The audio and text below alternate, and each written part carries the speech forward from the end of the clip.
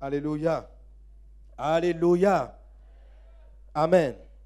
Donc, je le rappelle, cette année, nous avons une quête. Cette année, nous avons un objectif. Notre objectif, c'est de ressembler à Jésus. C'est de ressembler au Seigneur. Amen. C'est de lui ressembler. Ressembler au Seigneur, c'est avoir, c'est manifester son caractère, ses attitudes, son comportement. Amen. C'est ça notre quête. Et c'est une quête qui est essentielle, qui est importante. Ressembler à Dieu est une quête importante. La Bible dit que Dieu nous a créés à son image, à sa ressemblance dans le livre de la Genèse, afin que nous puissions dominer. Amen. Autrement dit, selon ce texte de Genèse 1,26, si une personne ne ressemble pas à Dieu, elle ne pourra pas dominer. Autrement dit encore, beaucoup de choses autour d'elle seront difficilement assujettissables. C'est-à-dire que la personne aura des difficultés et de nombreuses difficultés à avancer, à progresser, à marcher, parce que le monde, les circonstances ne reconnaissent pas en elle la nature de Dieu. Amen. Dieu a tout créé. Dieu a tout créé. Et tout ce qu'il a créé l'honore, lui Dieu, le respecte, lui Dieu. Pour que les choses que Dieu a créées respectent un être, un humain, il faut que ce dernier, c'est-à-dire cet homme-là, ressemble à Dieu. C'est ce que ce texte signifie. Dieu dit, créons l'homme à notre image, selon notre ressemblance, afin qu'il domine. Donc, cultiver la terre n'est pas une chose négative. C'est voulu par Dieu. Mais après la chute, lorsque l'homme a mangé le fruit interdit, voilà ce que Dieu dit. Il dit, c'est à la sueur de ton front que tu gagneras ton pain. Autrement dit, après avoir péché, désobéi à Dieu, l'agriculture qui était censée être facile est devenue plus compliquée. Il dit ceci, madame, les femmes, vous allez enfanter avec difficulté, avec beaucoup plus de douleur. Ça veut dire, avant la chute, certes, les femmes allaient accoucher, mais avec moins de difficultés. Après la chute, les choses sont encore devenues plus difficiles. Donc, lorsque l'homme ne ressemble pas à Dieu, parce que le péché a amené l'homme à moins ressembler à Dieu. Vous me suivez? Lorsque Adam et Ève ont mangé le fruit interdit, ils ont perdu l'image de Dieu. Et directement après, la conséquence immédiate, ça a été que tout va devenir compliqué. Tout va devenir difficile. Pourquoi? Parce que vous ne ressemblez plus à Dieu. La nature ne se soumet plus à vous. Alléluia. Alléluia. Touche un voisin, dis-lui, tu dois ressembler à ton Créateur. Amen. Aujourd'hui, le thème de mon exhortation, du partage de cet enseignement, je pourrais dire ainsi, 5 éléments de base pour apporter au monde la réponse de Dieu. Alléluia. Donc tu peux noter 5 éléments de base pour apporter au monde la réponse de Dieu. Amen. Est-ce que quelqu'un est avec moi? On va doucement. Quand je dis 5 éléments de base, ça veut dire quoi? Ça veut dire les fondements. Avant de devenir premier ministre comme Joseph, qui est devenu une bénédiction pour la terre entière, il y a quelque chose que Dieu fait dans ta vie lorsque tu es dans l'ombre, lorsque personne ne te voit.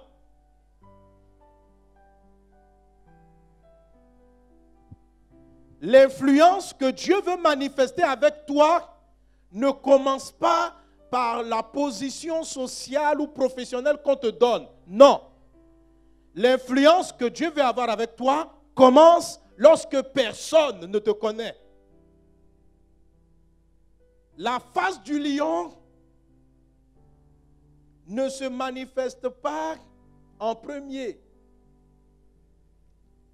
Elle commence, c'est bizarre, mais c'est vrai, elle commence par la face de l'agneau. On ne peut pas devenir le lion de Dieu sans être l'agneau de Dieu. Quelqu'un dit, ah, pourtant on va faire l'agneau après, plus tard. Mais j'aurais pu commencer par l'agneau. Amen. Quelqu'un est-il avec moi? Je ne lirai pas ce texte aujourd'hui, mais la prochaine fois je le lirai. Dans le livre d'Apocalypse, Dans le livre d'Apocalypse, on parle de Jésus, de Jésus lion, la face de lion. L'ange était en train de chercher qui allait apporter la solution au problème qu'il y avait. Et il a dit, on parlait ensemble, on dit, voici le lion de la tribu de Juda. Et pendant qu'on clamait le lion, la Bible dit que Jean dit, je vis un agneau. D'Apocalypse, il dit, le lion de la tribu de Juda, il a vaincu. Pendant qu'on s'attendait à voir un lion, on voit arriver un agneau. Alléluia. Alléluia. Il y a des choses que Dieu veut faire dans ta vie qui ne sont pas manifestes, qui ne frappent pas aux yeux. Il y a des choses que Dieu veut faire dans le secret avec toi. Le règne de Dieu, la bénédiction de ta vie ne se manifeste pas lorsque tu es en public. Elle commence lorsque tu es seul. Elle commence dans ta famille, dans les personnes avec les personnes qui te sont proches. Je vais être plus simple. Si quelqu'un appelait être une bénédiction dans le domaine du pasteur, dans le domaine pastoral, tu ne peux pas être le pasteur que Dieu veut si tu n'es pas un pasteur sur ta maison. Si tes enfants ne te reconnaissent pas comme étant un homme de Dieu, si ta femme ne te reconnaît pas comme homme de Dieu, tu ne peux pas, alléluia, demander à ce qu'on reconnaisse que tu es un homme de Dieu en dehors de ta maison. Demande à ceux qui te sont proches, quand ils te regardent, est-ce qu'ils voient en toi Dieu?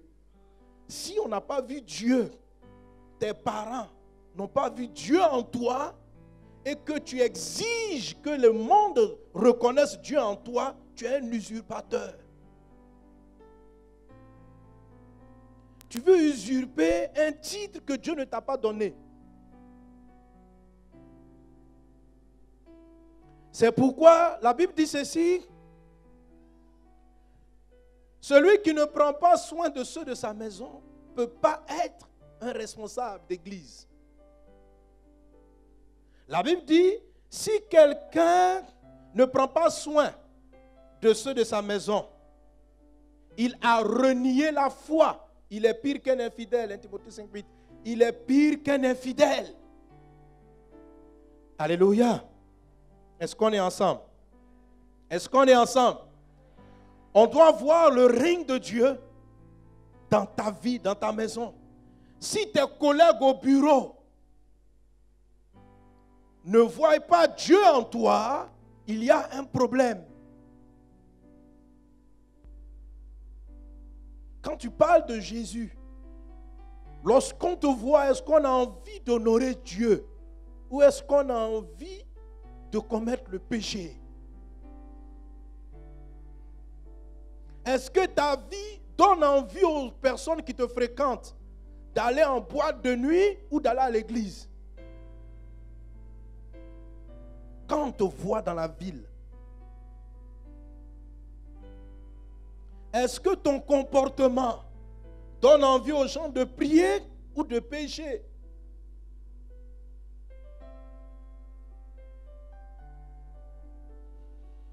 Alléluia. Dieu va traiter avec ces choses avant de te présenter en public. La parole de ce matin ne vient pas pour te condamner, mais pour te corriger. Si tu aimes Jésus, tu t'assois devant sa parole, tu t'assois à ses pieds et tu lui laisses changer ta vie. Jésus n'est pas venu pour nous juger. Il est venu pour nous changer. Pour nous amener à être ce qu'il veut. Alléluia. Mais il faut que toi aussi tu sois d'accord pour que le travail se fasse. Amen, amen, amen, amen. Amen. Donc je disais tantôt, 5 éléments de base pour apporter la réponse de Dieu. Le monde a besoin de Dieu. Le monde a besoin des solutions de Dieu. La famine, les problèmes scolaires, les difficultés, les problèmes ont besoin de Dieu. Le monde est sans Dieu. Le monde ne craint pas Dieu. Le monde ne marche pas avec Dieu. Certains d'entre vous transportent en eux la réponse de Dieu. Tu es la solution à ces enfants qui ne vont pas à l'école, qui sont dans le malheur, qui ont besoin de Jésus, qui ont besoin d'étudier. Tu portes certainement la réponse. Le monde a besoin de toi, mais de la réponse que Dieu a déposée en toi. Chaque fois que quelqu'un crie dans le monde, la solution de Dieu, c'est toujours une personne. Et toi, mon ami, tu es la réponse de Dieu à un besoin dans ce monde. Tu es la réponse de Dieu. Si tu n'apportes pas la solution que Dieu a déposée en toi, tu as raté ta vie pour Dieu. Lorsque Dieu t'envoyait dans ce monde, sur la terre, parce qu'il te connaissait avant que tu ne rentres dans le sein de ta mère, il avait mis en toi une mission. Il a entendu les pleurs de certaines personnes dans des régions dans le monde et il t'a envoyé. Il a mis en toi la solution à leur cri. Cette solution-là est posée en toi, ma soeur. Elle est en toi, mon frère. C'est ce pourquoi tu existes. Et tu dois atteindre ton but. Amen. Pour que le fruit soit manifesté, il y a ce que j'appelle donc les 5 éléments de base. 5 choses que tu dois corriger si tu ne les fais pas encore et que tu dois traiter, que tu dois vivre avec ton Dieu. Amen. Et nous allons tirer ces 5 éléments de la vie de cet homme dont je parlais tantôt, Joseph, le fils de Jacob. Je vous invite donc sans plus tarder à ouvrir vos Bibles avec moi et à lire le livre de la Genèse à son chapitre 37 à partir du verset 1 jusqu'au verset 11. La vie de Joseph va se subdiviser en 5 grandes étapes, que moi j'appelle donc ces 5 écoles. Et cet homme va finir sa vie en devenant en manifestant une très grande influence sur le monde entier. Son influence n'a pas simplement consisté à donner à manger au monde, mais il a amené la crainte de Dieu, les valeurs de Dieu dans un pays païen. On va beaucoup lire aussi la vie de Daniel et de ses amis, Shadrach, Meshach et Abednego.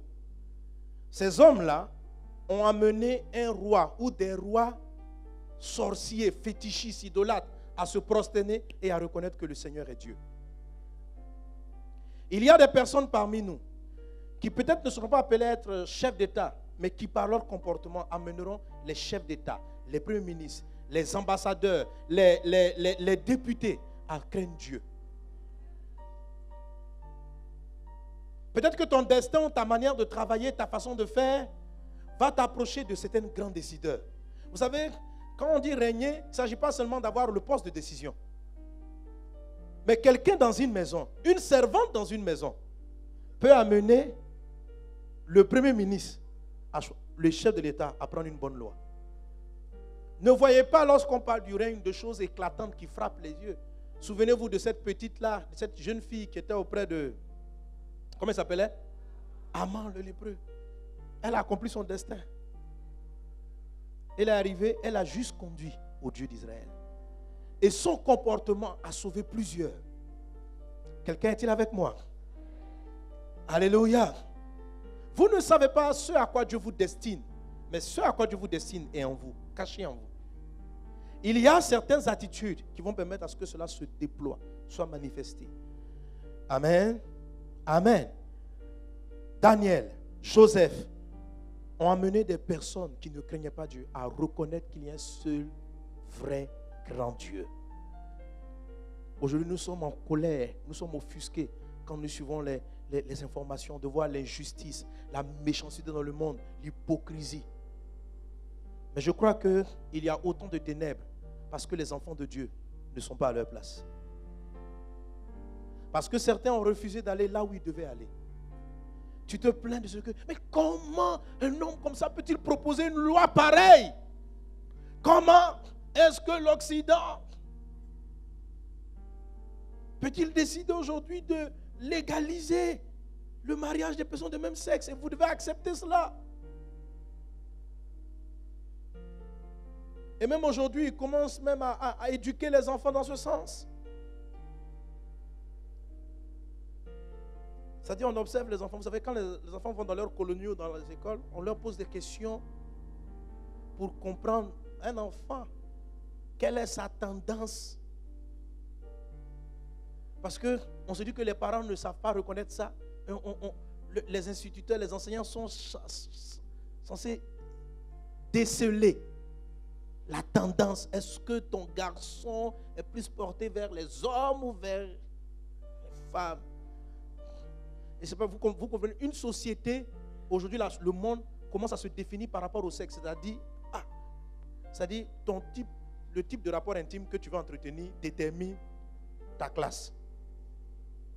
Si tu veux coucher un animal, vous êtes un groupe. Et maintenant, on doit checker ça dans la vie des enfants. Vous savez, lorsqu'on entend ça, on est désolé. Mais moi, je pleure. Parce que ça veut dire que quelque part, des enfants de Dieu ont raté leur but. Vous savez, le député qui est en train de prendre cette loi, ceux qui sont en train de décider, je vous assure qu'à un moment donné, ils ont rencontré des enfants de Dieu. Certaines personnes qui devaient peut-être travailler, juste une sœur en crise, je prends par exemple de la France en France, elle devait être secrétaire dans le parti. Et puis là, elle aurait eu l'opportunité de partager, de discuter et de montrer à ce monsieur que Dieu est vivant. C'est ce que Daniel était. Daniel était comme le secrétaire du roi. Un homme comme Néhémie. Il était les chansons, c'est lui qui servait le vin, il servait à table. C'était ça, sa position dans la vie. Et par cette position, il a reconstruit les murailles de son pays. Mais c'est quoi un métier? Et chanson, servir le vin, c'est lui qui vient à table. Néhémie, patron, il vient, il sert. Mais dans son attitude, on dit ce gars est différent. Il y a quelque chose. Et lorsqu'il commence à parler de Dieu au roi, il dit ton Dieu est Dieu. Daniel, David, tous ces hommes, ils étaient spéciaux. Ils n'ont pas méprisé ce que Dieu leur a donné. Quand Nebuchadnezzar s'apprêtait à exécuter des familles entières, parce qu'ils n'ont pas su interpréter un songe, Daniel était juste à côté. Et il a permis qu'un génocide soit évité. Des hommes comme Mardoché ont empêché des génocides. Mardoché s'est approché du roi et il a empêché un génocide. Les guerres viennent de certaines personnes qui prennent des décisions erronées. Mais avant de prendre leurs décisions, il y a eu un temps où Dieu leur avait envoyé un messager. Mais le messager a démissionné. Par orgueil, il n'a pas pris ce poste. Comment moi je vais aller être secrétaire? La Bible dit je règne. Mais c'est quoi le règne? Moi, je dois être ministre. C'est ça le règne. Qui t'a dit ça? Si ce n'est pas ta position d'être ministre, tu seras ministre et tu ne seras pas heureux. Tu seras ministre et tu auras des problèmes financiers. Tu seras ministre et il y aura la maladie dans ta maison. Tu viens à l'église, tu es ministre, l'argent arrive dans ta... Mais il y a toujours des problèmes dans ton village. Il y a toujours des problèmes dans ta famille. Ta vie n'est pas paisible parce que tu n'es pas là où tu dois être. Tu as choisi des choses pour ce qu'elles brillent et non pour ce qu'elles sont. Dis Seigneur, aide-moi. Alléluia.